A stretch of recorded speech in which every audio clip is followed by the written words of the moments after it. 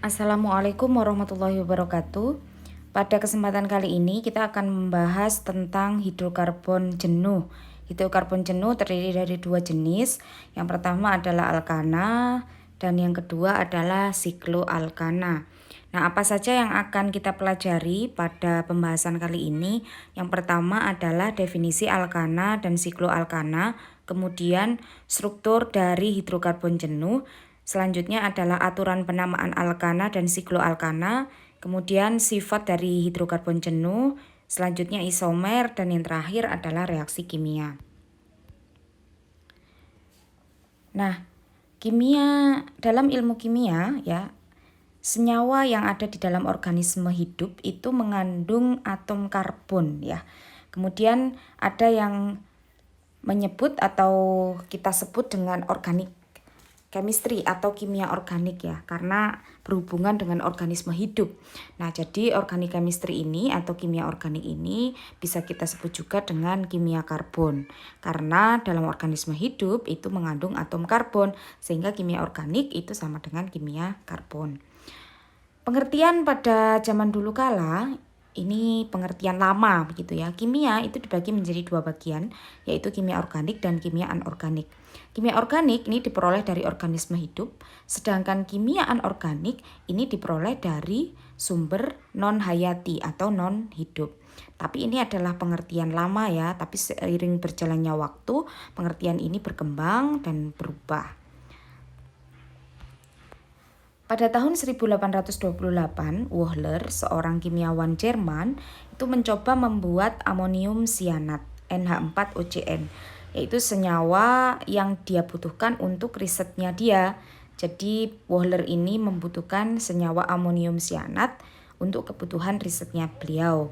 Nah, Wohler ini kemudian mengidentifikasi atau menemukan senyawa lain yang bukan amonium sianat dari hasil sintesisnya dia.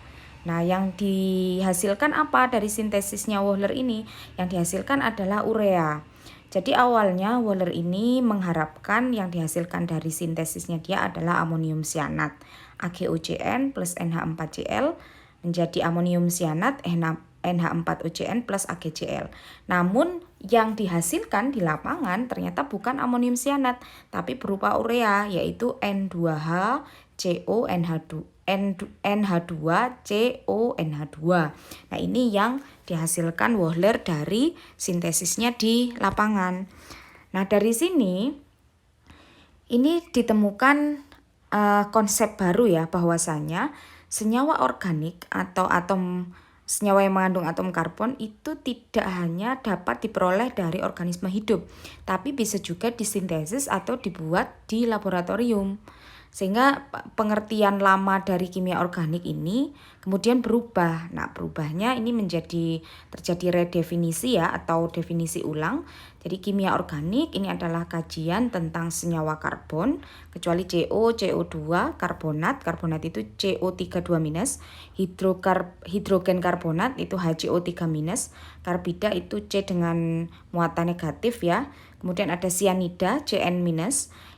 Nah, selain itu tadi CO, CO2 karbonat dan seterusnya ya, karena CO, CO2 karbonat ini kajiannya masuk di kimia anorganik ya. Jadi kimia organik adalah kajian tentang senyawa karbon yang diperoleh dari sumber alam, jadi tetap seperti pengertian lama, ditambah dengan atau synthesize atau disintesis di laboratorium. Jadi ada dua sumber kimia organik. Ada sumber yang berasal dari alam ya, di ekstraksi begitu ya istilahnya, jadi ekstraksi dari bahan alam. Ada juga kimia organik ini yang disintesis di laboratorium, jadi membuat senyawa di laboratorium. Jadi pengertian lama yang hanya berasal dari organisme hidup ini berubah atau bertambah ya, bermodifikasi begitu setelah penelitiannya Wohler tadi, ditambah dengan senyawa organik ini bisa juga disintesis atau dibuat di laboratorium. Nah, saat ini kimiawan ini sudah banyak ya yang mengidentifikasi dan juga menemukan, mensintesis lebih dari 10 juta senyawa karbon base, jadi senyawa yang berupa senyawa hidrokarbon.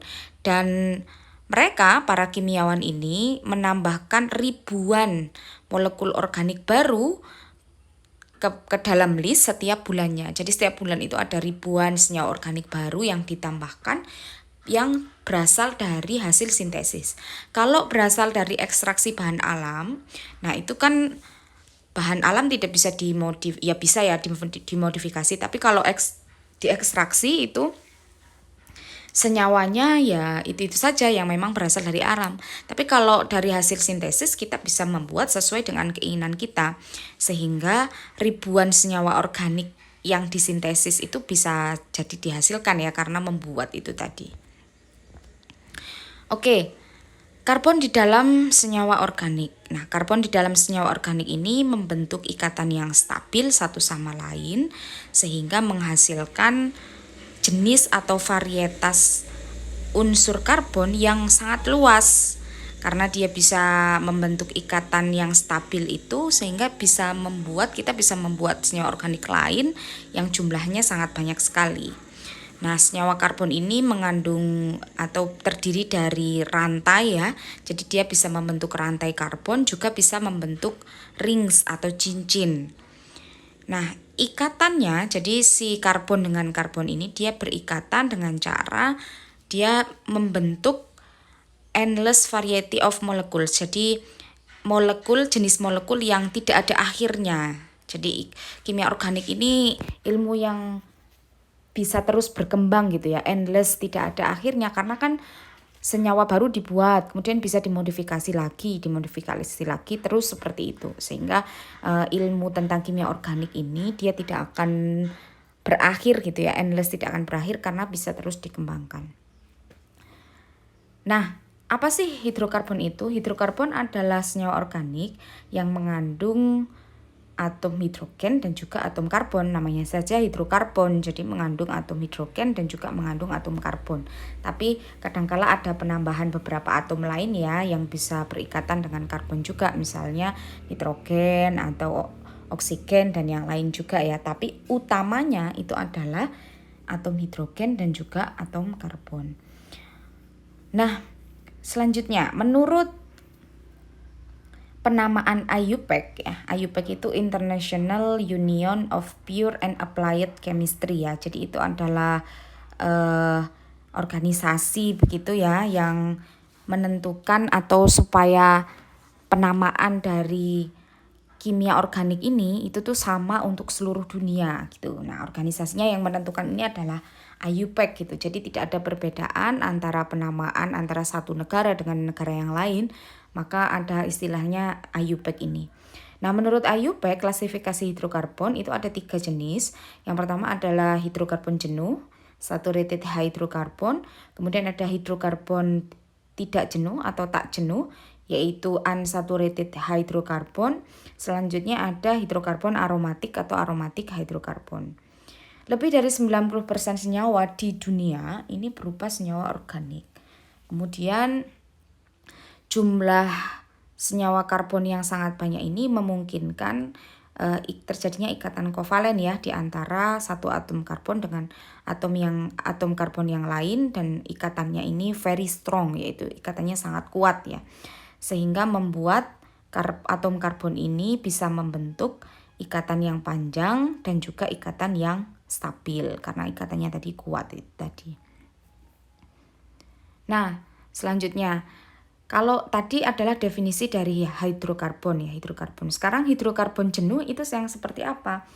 Hidrokarbon jenuh atau saturated hydrocarbon itu adalah spesies hidrokarbon yang terdiri dari ikatan single bond atau ikatan tunggal, dan juga terdiri dari hidrogen jenuh ya.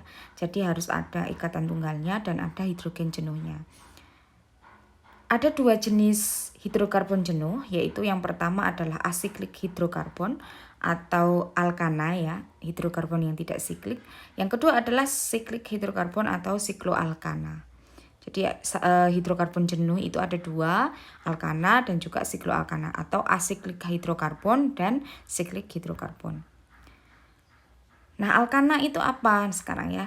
Nah, alkana merupakan golongan hidrokarbon di mana atom karbon ini terhubung hanya dengan satu ikatan atau ikatan tunggal.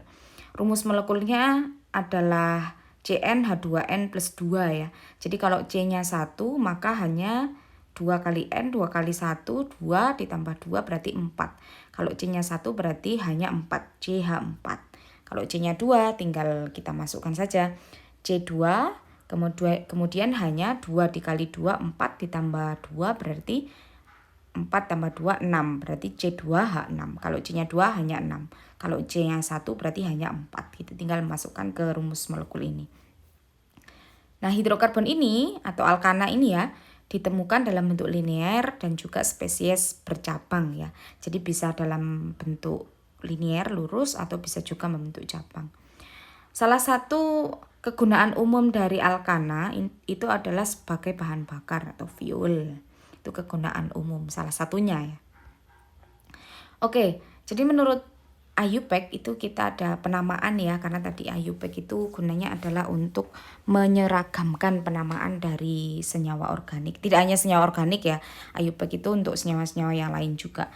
Jadi penamaan untuk jumlah atom karbon 1 sampai 10 itu ada metana CH4, ada etana C2H6, ada propana C3H8, butana C4H10, pentana C5H12, heksana C6H14, heptana C7H16, oktana C8H18, nonana C9H20, dekana C10H22.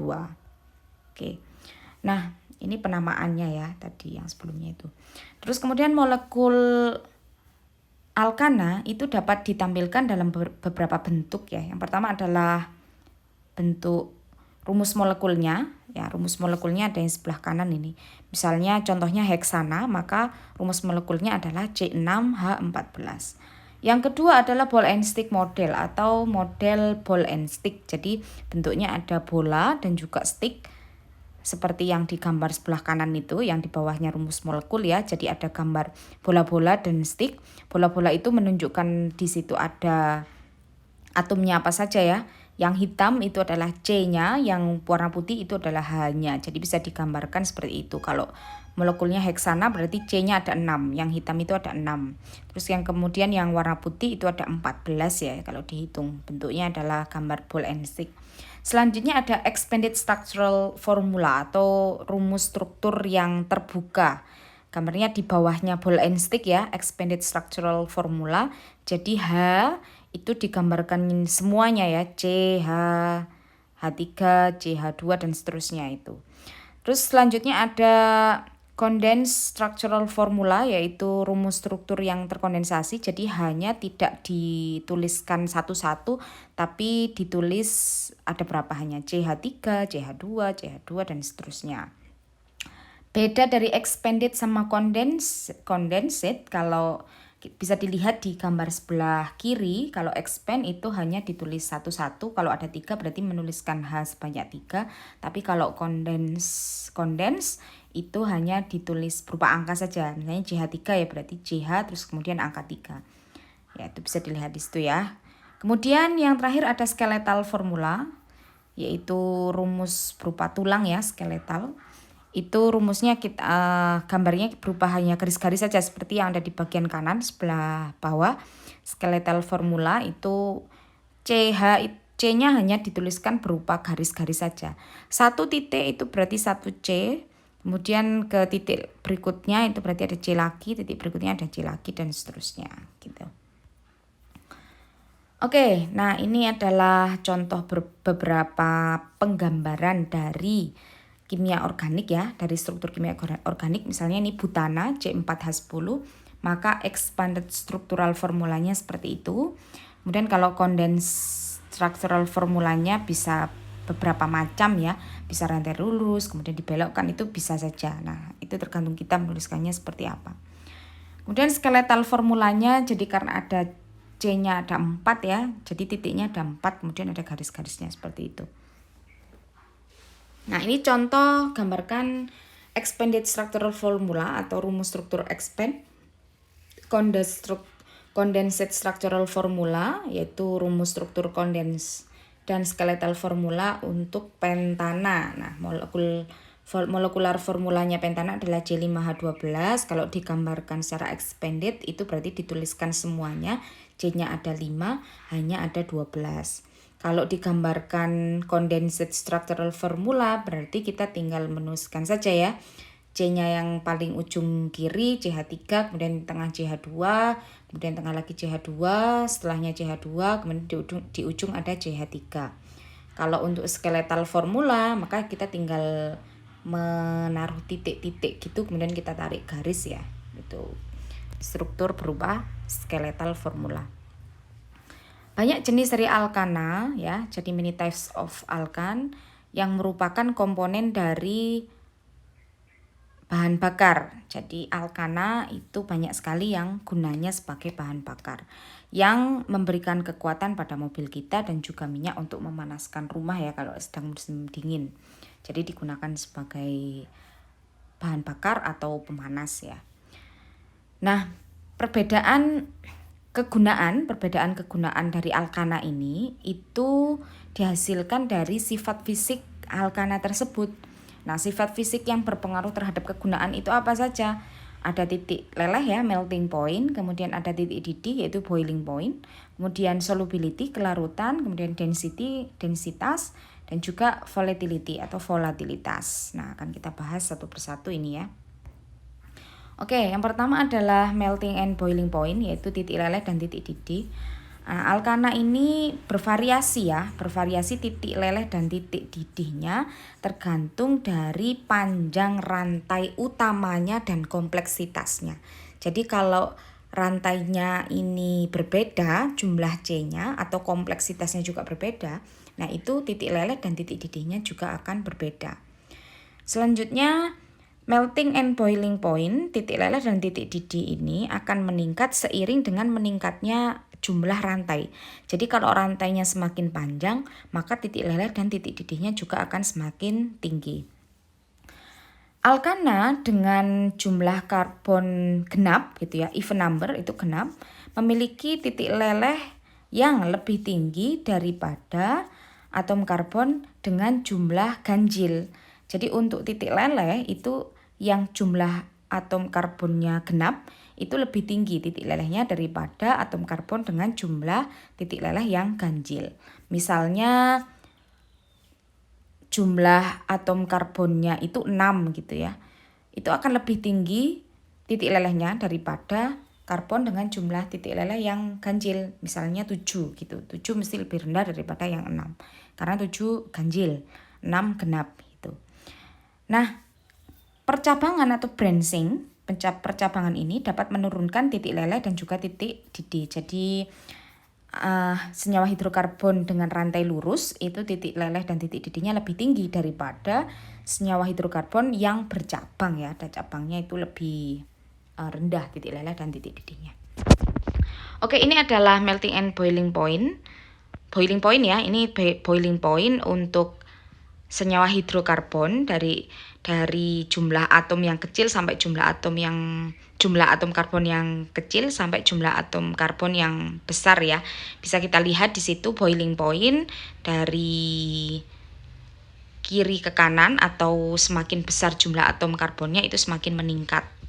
Kemudian itu untuk alkana yang warna biru, kemudian isoalkana itu yang warna hijau.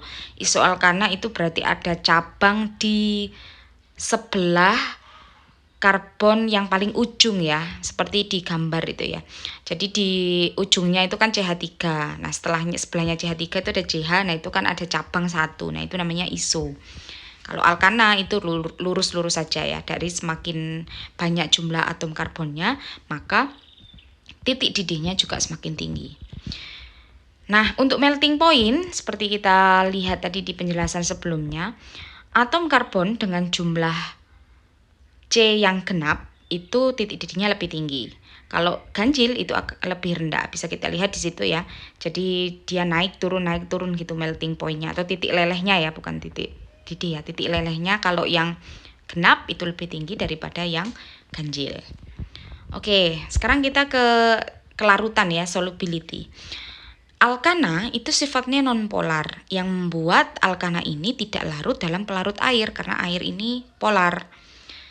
Namun, alkana itu larut dalam pelarut nonpolar atau nonpolar solvent. Larut dalam pelarut nonpolar seperti halnya alkana yang lain. Jadi alkana larut dalam alkana yang lain karena sifatnya sama-sama nonpolar. Prinsip like dissolve like, nah itu artinya senyawa yang sifatnya nonpolar akan larut dalam pelarut yang nonpolar. Itu prinsip like dissolve like. Oke, untuk prinsip kepolaran atau penentuan kepolaran suatu senyawa dapat dilihat pada link berikut ya. Ini bisa dilihat, nanti saya cantumkan juga. Oke, tadi sudah tentang melting and boiling point, titik leleh dan titik didih. Kemudian ada solubility, kelarutan ya, prinsip like dissolve like. Kemudian kita ke densitas atau density. Densitas ini adalah pengukuran massa per unit volume dari suatu senyawa, yaitu kilogram per meter kubik. Nah, alkana ini memiliki densitas dari 0,2 gram per mililiter sampai sekitar 0,79 gram per mililiter. Di mana densitas dari alkana ini lebih kecil daripada air, yaitu 1. Air itu densitasnya 1, sedangkan alkana itu hanya 0,2 sampai 0,79. Nah, hal tersebut membuat alkana ini karena densitasnya lebih rendah, dia akan mengambang di atas air. Karena air 1 kan ya, berarti densitasnya lebih tinggi, itu berada di bawah. Kalau air bercampur dengan alkana, maka alkana akan ada di atas, air akan ada di bawah. Karena densitasnya alkana ini lebih rendah daripada air. Nah, jumlah atom karbon di dalam molekul, semakin banyak jumlah atom karbon di dalam molekul, maka densitasnya juga semakin tinggi. Jadi, C lebih sedikit, densitasnya lebih rendah. C yang lebih banyak, maka densitasnya juga lebih tinggi. Contoh, pentana 0,626 gram per mililiter. Pentana itu C-nya 5 ya. Kemudian heksana ini C-nya 6, 0,659 gram per mililiter. Heptana ini C-nya 7, 0,684 gram per mililiter. Jadi semakin banyak C-nya, maka semakin tinggi densitasnya. Oke, nah ini adalah gambar dari tumpahan minyak di lautan ya. Jadi kalau ada tumpahan minyak di lautan, maka minyak itu akan berada di atasnya air. Minyak ini kan tadi bahan bakar itu merupakan salah satu kegunaan dari alkana ya. Nah, sehingga minyak itu berupa alkana. Nah, alkana ini densitasnya lebih rendah daripada air. Misalnya ada minyak tumpah di lautan seperti itu, maka minyak akan berada di atasnya air. Nah, ini gambarnya ya. Jadi banyak minyak yang akan split gitu ya, tersebar luas di dalam air, tapi berada di atasnya, bukan di bawahnya air. Oke, mungkin ini dulu untuk pertemuan kali ini. Ini sebenarnya masih ada, tapi akan kita bahas di pertemuan selanjutnya. Kalau ada pertanyaan silahkan dilakukan di discussion forum ya. Untuk pertemuan kali ini sampai di sini saya akhiri. Wassalamualaikum warahmatullahi wabarakatuh.